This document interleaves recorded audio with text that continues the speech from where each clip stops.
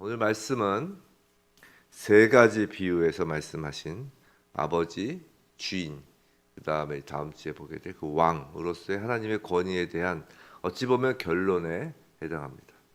바로 하나님의 모든 권위는 성자 하나님이신 예수께 있다라는 것입니다. 그 예수의 권위에 대하여 과연 우리에게 본문 말씀은 무슨 교훈을 주고 있는지 한번 하나씩 살펴보겠습니다. 첫 번째로 예수의 권위가 가장 중요한 하나님의 뜻이라는 것입니다. 42절에 보면 예수께서는 시편 118편 22절 23절의 말씀을 인용하셨습니다. 이렇게 성경 말씀을 인용하신다는 것은 모든 성경이 예수에 대해 증거하고 있음을 나타내기 위함입니다. 성경의 중심은 다름 아닌 예수 그리스도입니다.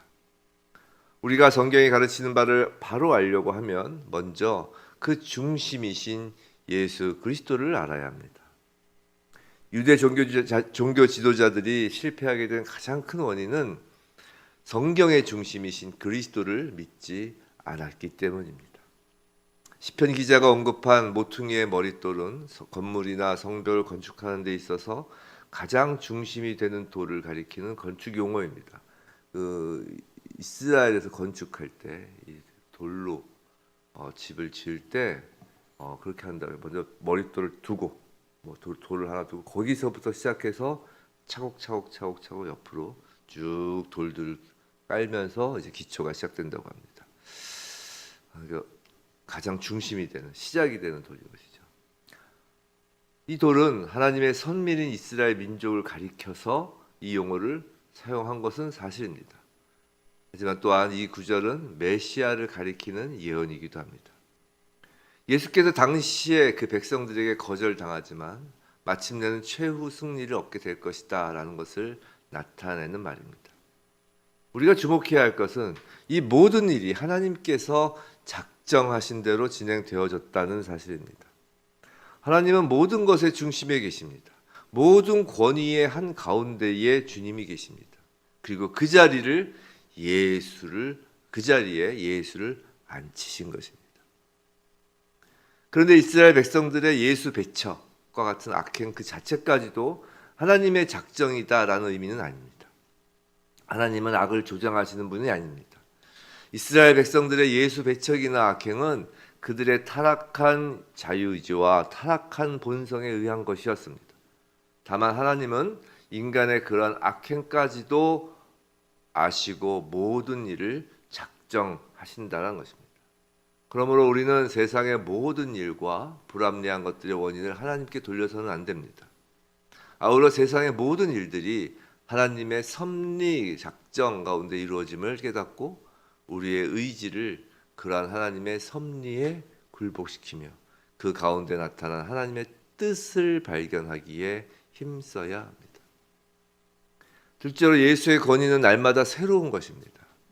43절을 보면 주님께서는 하나님의 선민임을 자랑하던 이스라엘이 하나님 나라를 빼앗기고 대신 하나님 나라의 열매 맺는 백성이 받게 된다라는 참으로 충격적인 말씀을 하십니다. 분명 이스라엘 백성은 하나님 나라를 향하여 먼저 출발하였습니다. 그러나 먼저 출발했다고 해서 그 결과까지 항상 좋다라는 법은 없습니다. 나중된 자가 먼저 되고 먼저 된 자가 나중된다는 것이 주님의 경고입니다. 그렇게 항상 새롭게 시작한다라는 생각으로 매일매일 최선을 다하는 사람이 후회하지 않게 되는 것입니다. 특히 예수를 믿는 신앙생활은 더욱 그렇습니다. 그리스도인과 비그리스도인의 삶에서의 차이점은 그리스도인은 오늘 하루가 마지막 날이다라는 생각으로 살고 비그리스도인은 어제와 내일을 산다는 것입니다. 어제, 즉 지나간 것을 후회하거나 어제 그 영광에 파묻혀 살고 내일 막연한 미래에 대해 두려움을 갖거나 아니면 내일의 그 장밋빛 청사진만을 보고 그 희망으로 산다는 것입니다. 하지만 그리스도인은 오늘 동행하시는 주님과 함께 이 하루를 사는 존재입니다. 날마다 주님 안에서 새롭게 시작하는 우리의 신앙생활이 되기를 원합니다. 셋째, 예수의 권위는 심판주로서의 권위입니다. 44절에서는 그리스도를 대적하는 자들이 전국적으로 맞게 될 운명이 나옵니다. 그 사람들은 모퉁이의 머릿돌과 충돌하는 것과 같아서 모두 멸망하게 된다는 것이죠. 많은 사람들이 예수를 영접하여 그리스도인이 되는 것의 그 절대적 중요성을 이해하지 못하는데 이보다 더 중요한 일은 없습니다. 예수를 영접하는 것이 배우자나 직업을 선택하는 것보다 훨씬 더 중요합니다. 인생의 성패를 좌우하는 중요한 일은 예수와의 관계입니다. 예수를 거부하는 사람들에게 돌아가는 것은 지옥 형벌뿐이기 때문입니다. 어떤 사람이 사회와 세계를 위해 얼마나 공헌했으며 얼마나 덕을 쌓았는가는 전혀 문제가 되지 않습니다. 사람이 하나님 앞에서 의롭다 하심을 얻게 되는 길은 오직 예수를 믿는 것뿐입니다. 슬프고 안타깝게도 성도들 중에도 예수 그리스도의 중요성을 이해하지 못하는 사람들이 적지 않은 것 같습니다.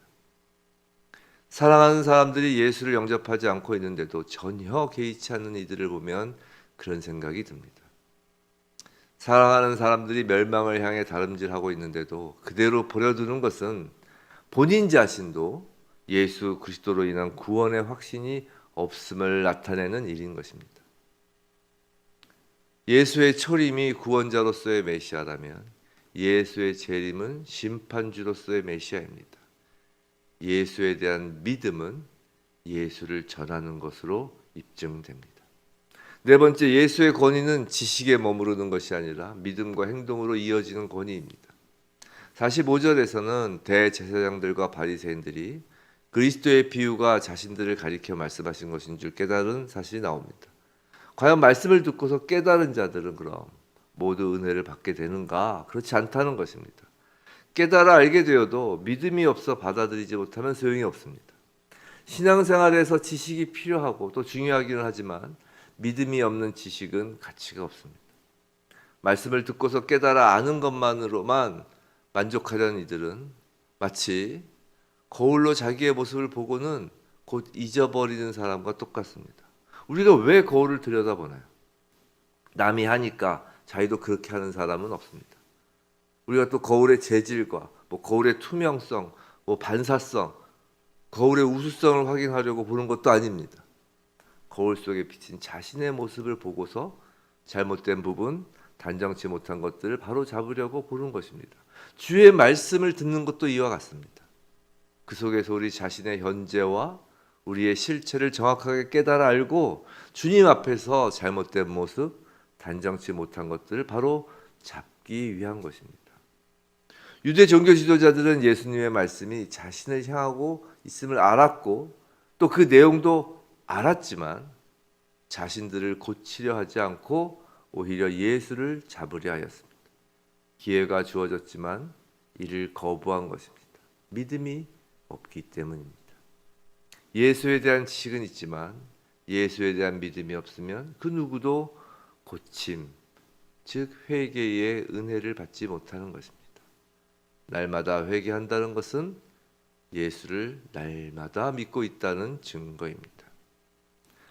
다섯 번째로 예수의 권위는 그 어떤 것으로도 대신할 수 없는 것입니다. 46절을 보면 예수의 말씀을 들은 대조적인 두 부류의 사람들이 나옵니다. 유대 종교 지도자들이 보인 반응은 예수를 잡고자 하는 것이었습니다. 그러나 백성이 보인 반응은 이와는 대조적입니다. 예수님을 선지자로 여기고 그분의 가르침에 귀를 기울였습니다. 종교 지도자들은 영적인 눈이 가리워졌던 것입니다. 그럼 무엇으로 영적 눈이 가리워진 것일까요? 율법주의, 경건의 모양만 추구하는 경건주의가 눈을 가리고 있었습니다. 그럼 오늘날 교회에는 그런 모습이 없을까요? 교회가 심각한 타락에 직면하게 된 이면에는 분명히 교회 지도자들의 영적 눈이 가리워진 것이 한 몫을 한다고 인정해야 합니다. 이건 단순히 목사나 성도가 인격적으로 부족하고 행실이 부적절한 것의 문제가 아닙니다. 예수를 교회 밖으로 내어줬고 사람들이 그 자리를 대신하여서 벌어지는 일입니다. 인권이 예수의 자리를 대신하고 여성과 어린아이, 소위 말하는 성소수자가 그 자리를 대신해야 한다는 주장들은 어제 오늘의 일이 아닙니다.